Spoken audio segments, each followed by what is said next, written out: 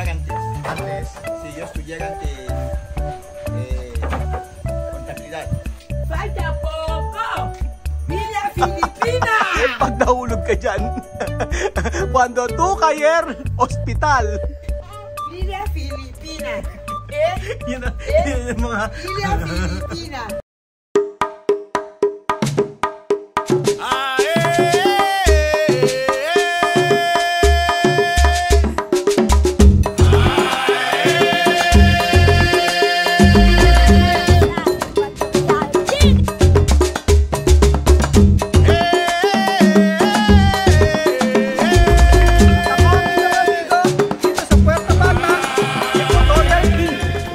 Magandang araw po sa inyo mga amigo, kumusta po kayo? Nandito naman po si Kuya Raul at kagagaling lang po sa trabaho. So may naririnig po ba kayo? May nagpupukpuk po. Nagpupukpok dito sa may bahayan nila Chesesa, sa may gagawing paupahang bahay. At alam niyo po, excited po ako dahil ngayong araw po talaga mga amigo ay sinimulan na po na gawin yung pamakuan ng yero. At ito po ang mga ayan yung mga kahoy. Papakita ko po sa inyo lahat mga amigo yung mga natapos na. Isang araw pa lang pero grabe, sobrang dami na pong natapos. So ayan na po mga amigo.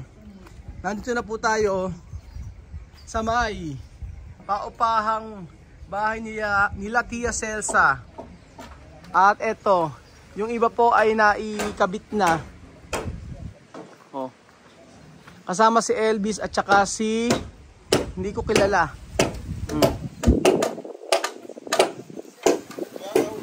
Buenas tardes. Buenas tardes, guapo. Espera, si tú quieres grabar, me va a poner camisa a que te he dado para que... Elvis, buenas tardes.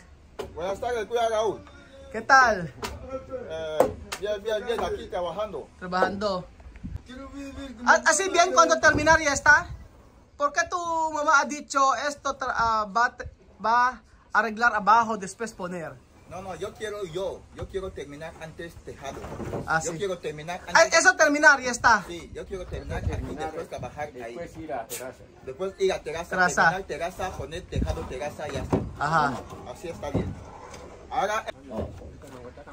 Sabi kasi ni Chema, dito raw gagawin lahat yung dito raw gagawin lahat yung yung mga pamakuan sa baba daw. Tapos pagkayari, ipapanik daw lahat. Hindi naman pala gano'n ang nangyari. Ang sabi ni Elvis, direkta na siyang gagawin sa taas. O yan. Direkta nang gagawin sa taas para hindi na doble trabaho. So, mali ang sinabi sa akin ni Chema. At syempre katulong si Batcha na gwapo. Ang tumulong si Batcha, tumutulong si Batcha, si Alyan at saka si Elvis. Tapos ito yung kanilang kamag-anak na mahilig din uminom pero magaling sa trabaho. O diba? Kita nyo naman po, isang araw pa lang. Tsaka magaganda yung mga kahoy na yan. Yung mga kahoy dito talagang matitibay. At saka hindi kagaya na sa Pilipinas kasi bawal yata na ng kahoy, magputol no? Hindi kagaya dito, bawal din kaso kapag may permit ka, pwedeng magputol ng mga kahoy. Aquí sa trabajo bueno, So ayan na po mga amigo ang mga natapos. Galing no? Malapit na. Pagkatapos daw nito, gagawin daw yung terasa o yung terrace. ¿Cómo se llama tú? ¿Tu nombre? ¿No? ¿Tu nombre? Paulino. Paulino, no? Sí. Pamilya de Chamame, no? Sí. Oh, si Paulino. Sí. Chamame ha dicho tú trabajar, tú mucho saber trabajo, ¿no? Técnico, ¿no? Hacer muebles. Hacer muebles, hacer cemento, baldosas también. ¿Allá qué hora tú empezar de trabajo? ¿Ah? ¿Qué hora umpisa de trabajo? ¿Ah? ¿Qué hora umpizar? Las 7. ¿A las 7? Sí. Hasta hoy? Hasta ahora, sí. Ah. Tagal pala nila nag-start. Alas 7 ng umaga sila nag-umpisa magtrabaho Dame dito. otra madera. Aldean, mira mi mamá madera. Haga trabajar fuerte y terminar. Elvis, can enseñar tú para hacer casa? Solo experiencia? Experiencia. Experiencia pero no estudiar. Yo estudiar. Ah, tú estudiar Sí. Yo estudiar antes. antes. Sí, yo estudiar antes contabilidad. Contabilidad. Sí, terminar escuela. estudiar Contable. contabilidad. ¿Ah? Contable. Sí, contabilidad. Contabilidad general. Contable, ¿no? Sí, contable. Antes. Sí, antes. Yo estudiar contable. Ajá, después. Pero con el problema de dinero, Ajá. bueno, yo hacer 2 años y medio. Ah, no terminar. Medio año para hacer 3 años, Ajá. no terminar 3 años. Ajá. Yo coger certificado 2 años, Ujú. no terminar 3 años por problema económico, dinero. Ajá. Ese momento, casa quemado, mamá, Ajá. yo dejar Ajá. escuela, no poder seguir yendo a la escuela. Mamá también con problemas de casa, Ajá. yo dejar escuela. Ujú. Yo ahí, porque también todo papel yo tener de escuela quemado. Ajá. Ajá. El documento de la escuela, todo quemado, la casa antes, Ajá. quemado. Sí, todos mis documentos de escuela, de contable, Ah, sí. certificado de estudios, todo dentro de la casa quemado, todo. Ang course pala ni Elvis ay accountancy. So bali hindi natapos dahil nga nung nasunog daw yung bahay nila Chamame, yung mga papeles naiwan at nasunog. Tapos yung mga diploma niya, and then para makapagpagawa ng bahay si Chamame, tumulong si Elvis sa pagpapagawa ng kanilang bahay. And then yun, nag-stop na siyang nag-stop na siyang mag-aral. And then nagkaroon na silang problema, financial. Yun ang sabi ni Elvis. So kaya pala magaling din itong si Elvis sa sa mga pagko-compute. And then pumasok siya ng nag-aral siya ng carpentry para matuto siyang gumawa ng bahay. Pero grabe, magaling isipin nyo. Marunong lahat kaya niyang gawin.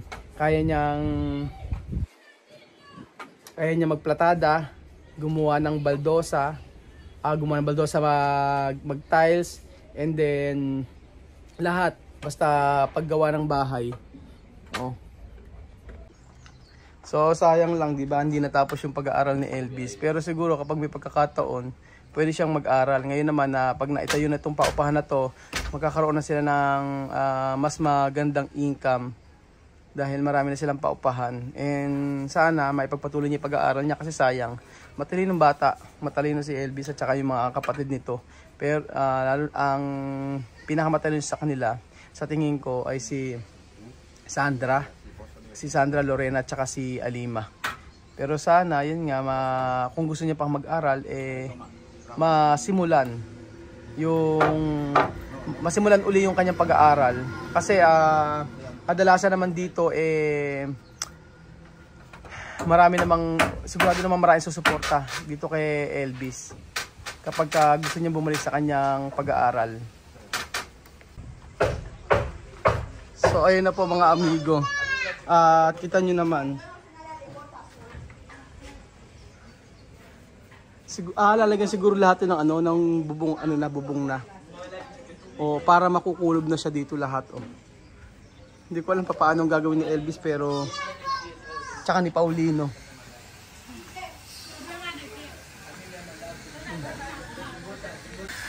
Pero nakakatuwa lang din po mga amigo dahil si Batcha ay tumutulong na sa paggawa dito.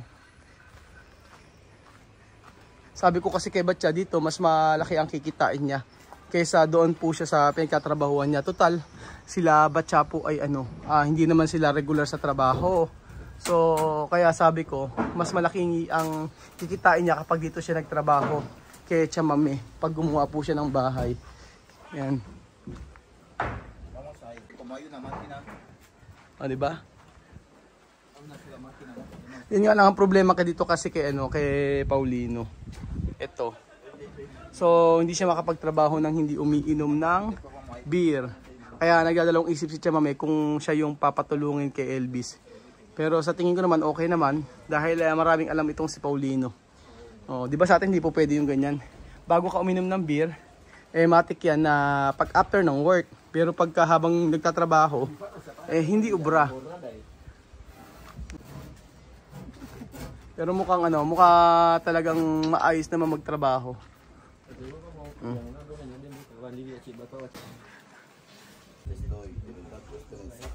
Isang araw pa lang po yan mga amigo, pero grabe na ang dami na po nilang nagawa. So nagtrabaho si Aljan, si Batcha, si Elvis at saka si Paulino.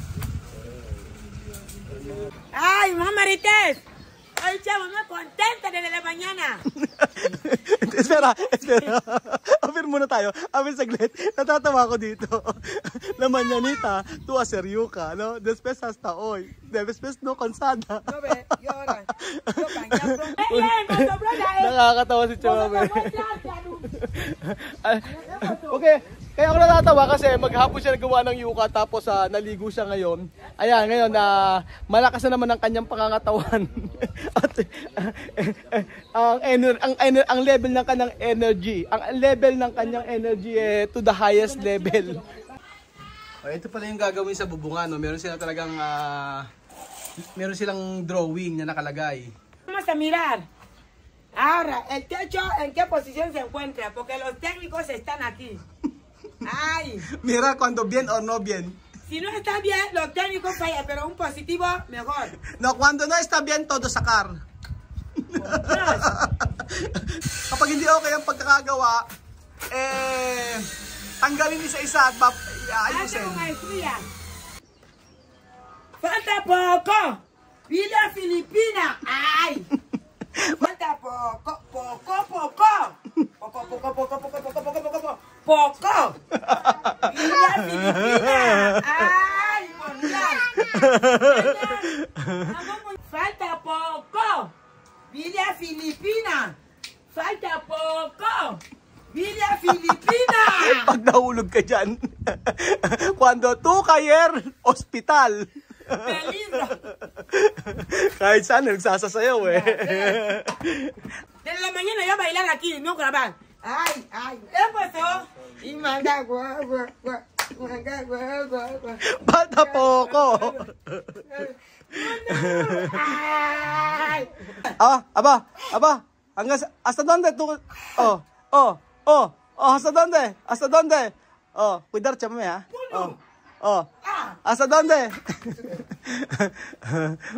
Malalakas ang mga katawan ng mga yan, galing Sube. Saber? Ay, galing nga. Ayaw pa Villa Filipina. Villa Filipina. Yun yung mga... Villa Filipina. Villa Filipina. Yan yung mga trademark ni Chamame, yung mga ganyan sayawan Salama Filipina.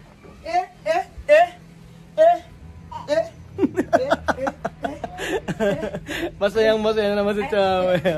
Malapit Salama Filipina. Ay, Chamame, ahora contenta. Su casa ahora te va a terminar.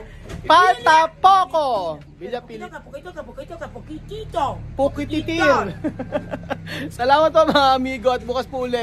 Ayan po ang update sa bahay ni Tia Celsa na malapit ng bubungan.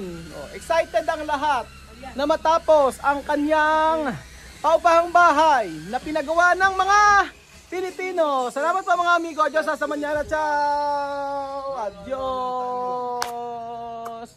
Gracias. Bye, gracias.